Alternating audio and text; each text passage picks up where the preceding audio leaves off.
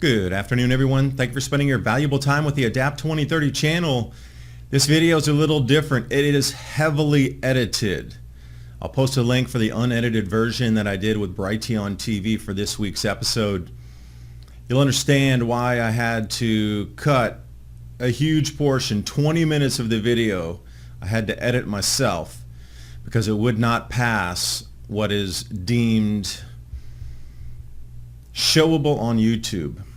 And that's just a travesty in today's age. So the base of the idea is in this video. I highly encourage you to watch the unedited version where the real thoughts come out and how to keep your family safe and some information to pass on to others as we move through this next phase. So here we go. But what you see here, that black mat makes farm fields under that black mat unusable this year. And this is why I'm wondering, what is the choice going to be? Are they going to make this area of the country off limits for farming this year? Or are they going to allow the farmers to plant in this toxic mess and uptake into the plants, the corn, the vegetables, the fruits, and put it on your dinner plate and make everybody sick?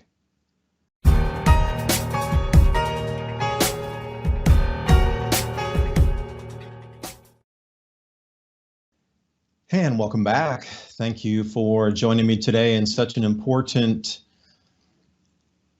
connection of information on how it may affect our lives moving forward.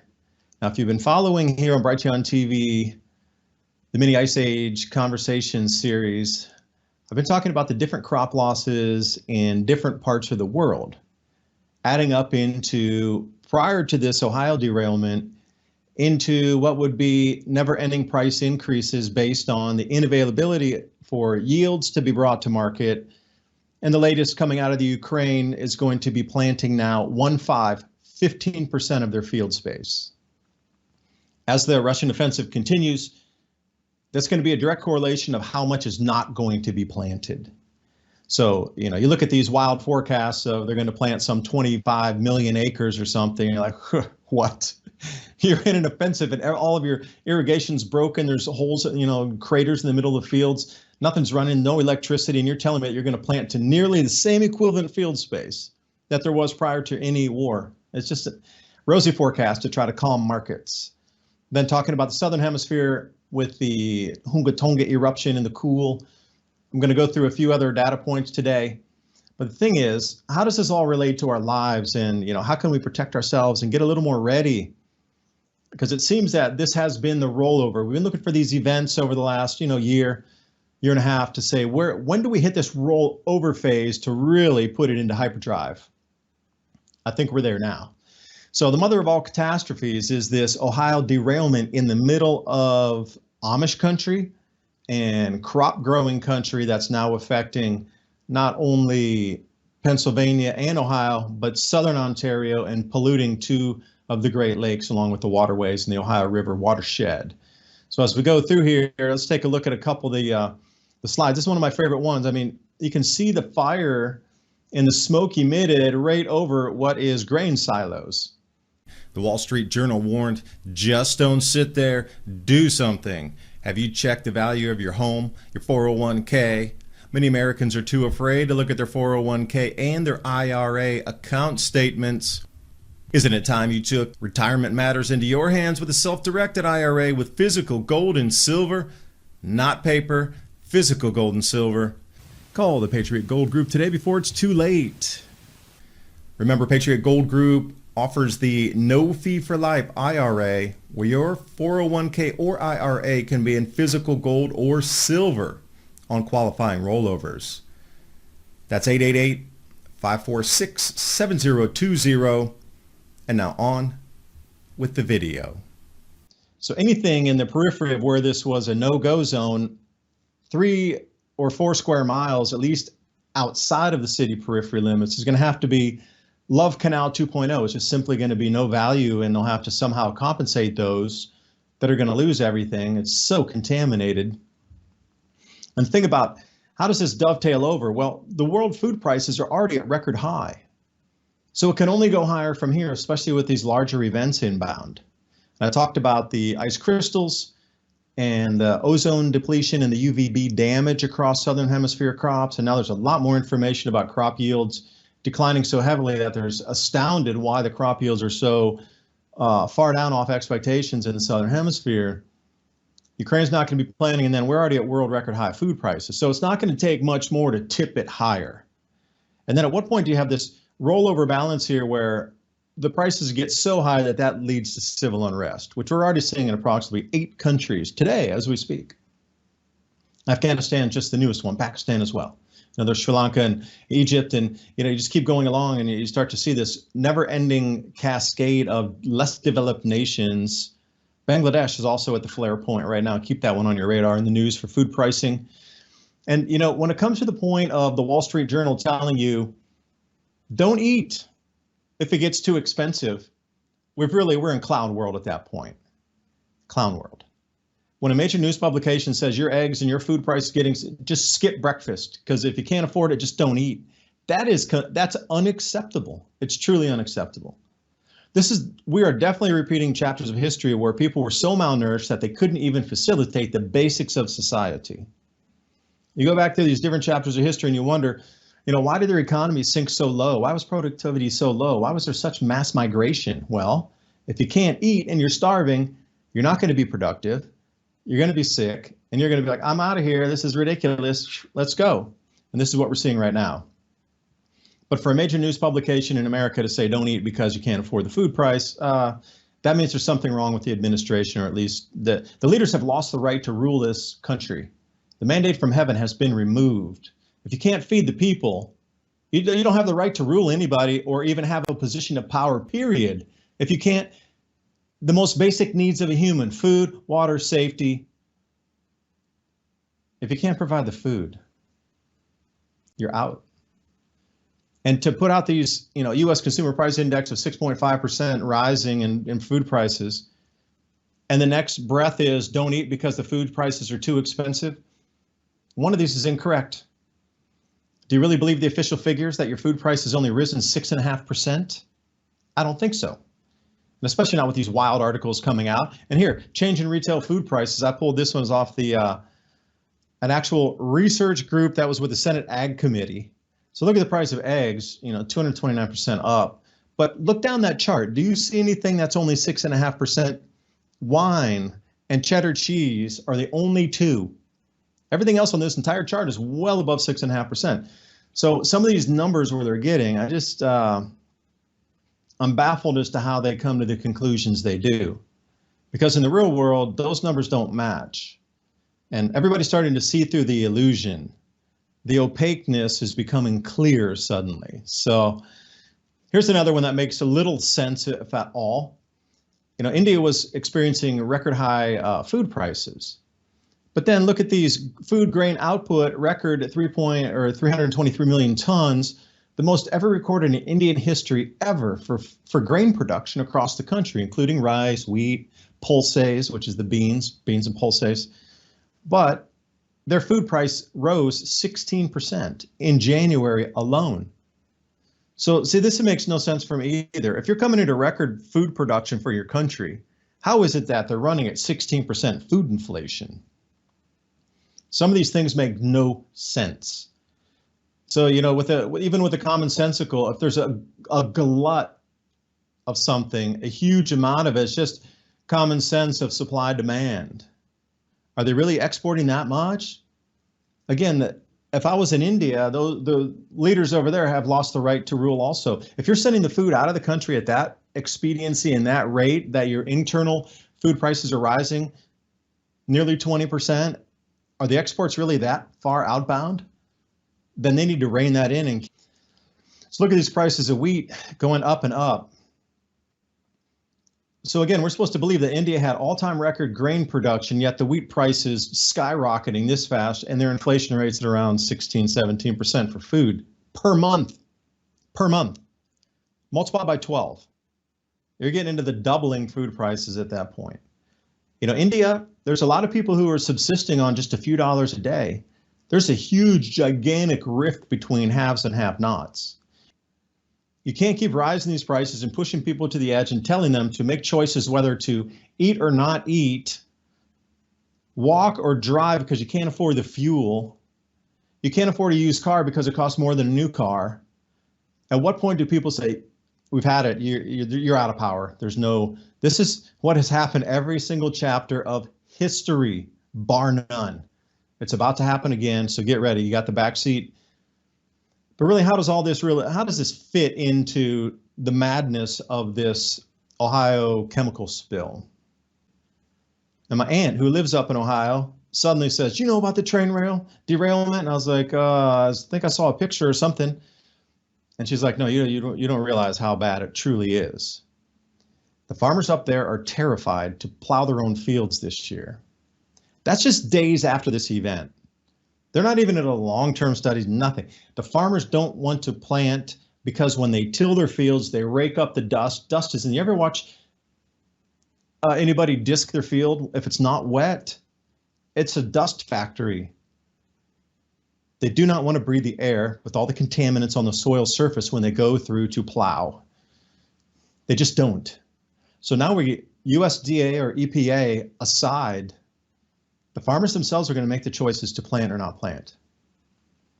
Now here's where it gets into dystopian world, and I'm really, I shake my head the more I research into this, like what is going to happen from this point forward?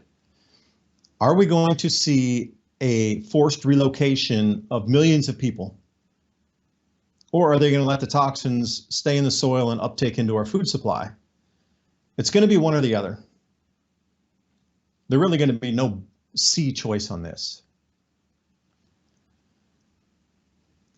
Look at the size of this plume of cloud. And what you can see the first day is as it was coming off of and rising into the atmosphere, it hit the layer. There's different layerings in the atmosphere here from the thermosphere, troposphere. So it starts to get up around 15,000 feet and then it begins to level off. And there was no news coverage. And the reporters that tried to cover this in the beginning were arrested. Arrested the reporters who tried to break the story. Well, it just got too vast, too fast. This could possibly be the worst chemical spill and environmental disaster in American history. Now that is saying something huge after the BP oil spill. Exxon Valdez inequivalent is about a teaspoon of oil going into the ocean comparatively to what the damage this thing's about to do.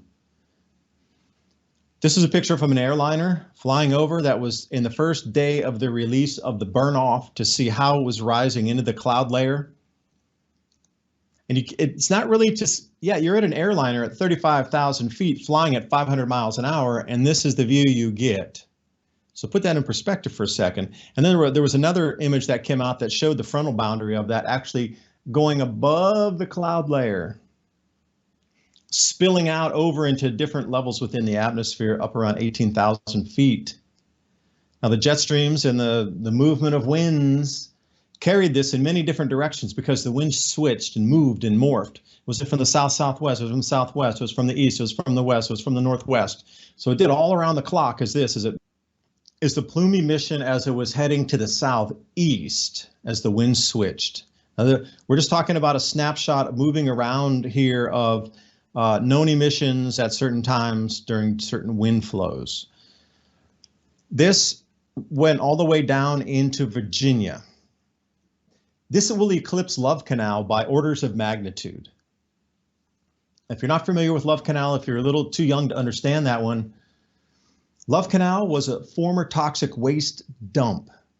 And what they had done at that point, it was, this was a toxic waste dump from the 1920s, 30s, 40s, 50s, and then they stopped and it had been 20 years plus, there'd been no activity around it. And then they built a neighborhood and started to erect part of a, suburb city out there on top of this toxic waste dump.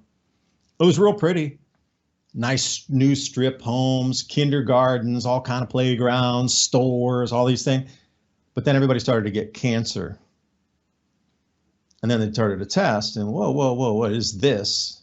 These forever chemicals on a chemical waste dump where you build an entire community over it? You thought 20 years would be enough time? Not even. So anyway, it's called Love Canal. And this was the entry into what was the Superfund cleanup era. So Superfund is a massive pool of cash to clean up such chemical spills, or could be oil spills as well, any types of chemicals or oils that have gotten into the environment that will damage aquatic life or plant life. There's billions of dollars in this earmarked just for cleaning up supermassive disasters. It's called the Superfund, and it was a result of Love Canal. So I encourage you to look it up if you haven't heard of that. Definitely worth a read on your time on how, but this is the drift of that so far. And this is where it gets real nasty here. The drift of this dark black, and you can see at the lower height of the AGL, this is how many altitude feet we're looking at, about 15,000 feet, was the densest of the black. That black smoke that I showed you in the emissions is all that black you're seeing there that has thinned in the atmosphere as it moved to the northeast. The blues and the aquas went much higher in the atmosphere, and they're going to be carried way over Canada and out into the ocean. Now they're going to dissolve in the ocean much more readily. It'll just disappear out there. But what you see here, that black mat makes farm fields under that black mat unusable this year. And this is why I'm wondering, what is the choice going to be? Are they going to make this area of the country off limits for farming this year? Or are they going to allow the farmers to plant in this toxic mess and uptake into the plants, the corn, the vegetables, the fruits, and put it on your dinner plate? If it comes to the point where the EPA says you can't plant on the land this year, it's too contaminated and it won't be non-contaminated for 20 years, you can't live here anymore, we have a bailout fund and we're going to confiscate and pay for all these hundreds of thousands and square miles of farmlands, and that part of the country will be barren of people. I was always wondering how they would get people off the land, especially farmers. They're not going to leave. Money is not really an object. Your family's been there 6 generations. You think of offering 10% over market's going to get you to leave your land? Even doubling of the price, it's family land. My great-great-great-grandfather settled this 150 acres. We're not leaving it. 500 acres, we're not leaving. How would you get the people off the land? Well, if you contaminated it this heavily, they would be forced to leave. And after we come back from the break, I wanted to talk about water drainage, because other things talked about right now are no irrigation from the Ohio River for crops, no irrigation from the Mississippi River for anything crop related across how many states? No irrigation water coming out of the Mississippi. I want you to take a look at these images here of the automobiles traveling through the rain as this was falling out of the sky. There were rain showers during the day, but this is 70 miles away from where the actual combustion of the materials took place. And as they were driving through the rainstorm, look how it melted their mirror. This is melting plastics on automobiles as it mixes with water and comes out of the atmosphere. This is not going to destroy that plastic on the car and then become inert. It's just going to continue rolling down to the next wherever it goes to. And what is this white plasticky? What is this white chalky residue that's everywhere? Look at the hood of the car. That's permanently damaged paint. Just by driving through a rainstorm that had this falling out of the atmosphere. And again, another car photo here, 45 miles away from the epicenter of the burning, of the emission coming out of the atmosphere. And this is this is actually the opposite direction. That's what's even scarier. The wind was blowing to the east, yet this was a place in Canton, which is to the west of the burn. Are they going to let us farm in those fields this year is the next question. I put the star on the map so you can see approximately where the accident happened. I know it's not within the 1 meter square on a GPS satellite. I just put the star there. This is the vegetative index, and this is off the NASA Earth Explorer, and you could put the different layers in there on the GIS mapping set. So I just pulled the vegetation index out so you can see where the croplands are and approximately where the forests are. If you see the red dot there, because we have Amish down here, we have Mennonite, the Quakers are more up that direction. They're going to be forced to leave their land because, they're so holistically in tune with the land that they farm naturally. They don't use chemicals or fertilizers, mainly because we deal with the guys down here on the farm. They try to grow everything on site. They try to reuse the dung that comes out of the cattle or any of the swine, the pigs, or whatever they're raising, the sheep. And they try to make their own compost and spread it on the fields and go without any herbicides, pesticides, and they don't use GMO, and they try to really take care of their animals really well. They have some of the cleanest food on the planet for us to consume. And that just rolled over the highest density of Amish farms in the United States. So again, you have to look at, are you going to grow your own food, knowing what just spilled out over and is still drifting down over the soils?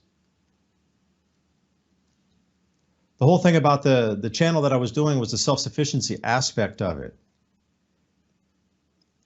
If you can't grow your own food, then that's game over. It truly is. The whole point of getting off the grid and getting off the centralized delivery systems, knowing they were breaking down anyway, was to get into the self-sufficiency mode of being at the base, being able to grow your own food. But if that ability is taken away from you and you have no way to collect water, like you're not going to collect rainwater and filter that. But what's going to happen to the Amish then, truly? Where would they go if they're forced to relocate?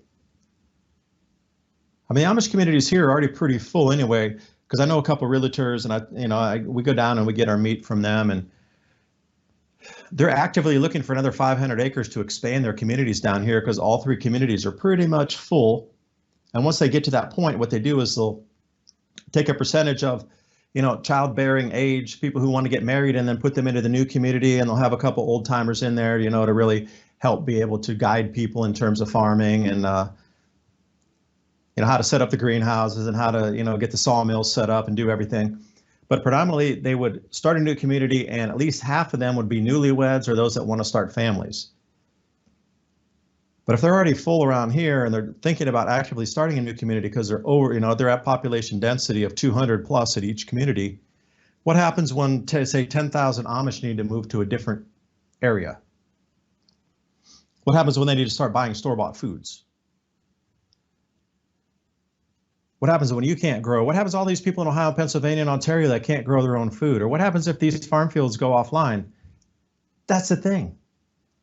So there's 75,000 farms up in this region, 75,000 that provide food for our national delivery systems for you to get into the grocery stores. And then if you look how many, first in production is Swiss cheese, second in production of eggs, third in tomatoes and pumpkins, fifth in bell peppers, sixth in sweet corn, and eighth in chickens. What's happening with the egg supply already? What's already happening with the poultry supply? What's happening with all the prices of everything that we see on the small bird side? Up and up and up, at least doubling, tripling. Now you're going to remove the second largest producing area of eggs out of the entire United States. What do you think is going to happen to the egg prices? It'll probably go $15 a dozen. Onto the water, if we can even go. How much deeper can we go? So the drainage basin coming out of here is going to be a no-go usage for the next years, plural. Anything coming out of the Ohio River itself, if you look at the amount of water that's actually taken out and put in canal systems to shoot along the river somewhere 50 miles inland at points, that's a huge amount of water that's siphoned from the river out onto the croplands. Where do they get the water if they're not able to do that anymore? Now that's really cheap water in comparison. They're selling it by the acre foot, which means 1 acre by 1 acre by 1 acre around by a foot deep. And farmers will buy that. And it depends on what the region is on how you buy that. They're not buying it by how we get charged in our homes on how many cubic feet we use. They're buying their usage and water rights on the acre foot, which is like as much water as you would use in a whole year is about an acre foot per person. That was all coming from the Ohio River and different drainage basins going into the Ohio River for farmers to pull out of. Now, what are they going to do for irrigation? The only reason we have plentiful crops is because we have good fertilizer and we got pretty good land and we got bountiful available water. That is going to spill into the Mississippi as it continues, because you got to look at this map here. Anywhere that's circled from the EPA in the red already, this is the no usage water map of the year. As we move forward through 2023, this is the anticipated non-usage area of water drainage coming out for all crops in that area circled in red. Put that in perspective for a second. Like coming through some of the major grow belts and grain areas, coming down through Arkansas, Mississippi, Louisiana, Missouri, that's going to take an enormous amount of production out of American availability. Once it reaches out to the Gulf of Mexico, again, that's going to be a massive die-off of sea life out there. Eventually it will settle. Eventually it'll swirl around like the Corexit did. It'll find its layering. Hopefully a hurricane will come in and bury it. But until that happens, it's going to be in the food supply. So if you said, well, I'm not going to eat the vegetables out of Ohio, I'm not going to eat the cows coming out of Indiana with the corn-fed beef, I'm not going to eat anything coming out of Missouri, okay, I'm going to eat fish. Doesn't matter, you're eating the same pollution coming out of the Gulf of Mexico. Unless you're eating tuna that comes out of the Pacific, but that might be irradiated from the Fukushima disaster. So when you hear about a third of the world's oceans dying, this very well fits the bill. I found this is from February 1949, because everybody right now is talking about, oh, it's so hot, it's such the warmest thing ever. Well, back in, February 1949, also it was 70 degrees in New York City. East Coast breaks in warm record spell in the 1940s. And the reason I keep talking about this and trying to bring it back into the climate is the Antarctic ice sheet, posting those record gains that I talked about in a couple of videos prior. But what's just been, the Antarctica just recorded the lowest ever January temperature on the ice sheet ever. So the amount of crop yields coming out of the southern hemisphere is going to be greatly disrupted, in addition to the northern hemisphere. Now, if we get this disruption, I'm saying if, in the United States because of this chemical facility, the food price is just going to go haywire. And, the next thing here, the coldest temperature ever recorded for wind chill factor in America just a couple of weeks ago ever in recorded history of American meteorology, including Alaska, the coldest ever, which really replicates that we're coming back into a year without a summer or some sort of atmospheric disruption that would in turn disrupt food production, in addition to this chemical thing that just happened here in Ohio. As atmospheric temperatures across the southern hemisphere continue to be, 14, 15 degrees Celsius, or Fahrenheit, 12 degrees centigrade below, still continues over South America. And the Brazil farmers are really getting pushed behind on their planting here and the harvest. There's a huge amount of problems with agriculture across the planet. Rising food prices in Brazil as well. This is going to send civil unrest down there. So wherever you look across the landscape, I don't care what continent you are, we have a huge problem. Now, if you can't grow your food, you're going to have to think about a backup to the backup. Like this is civilization shifting event that just occurred. Now, how truthful will they be? How are people going to handle this? I mean, what kind of intervention is going to be required to handle the problems from this? And how toxic is our food supply going to be as we move through the planting season? I don't know. Please do your own research. David Dubine signing off. Brighteon TV, Adapt 2030, and I'll see you next time. Thanks for watching. Bye for now.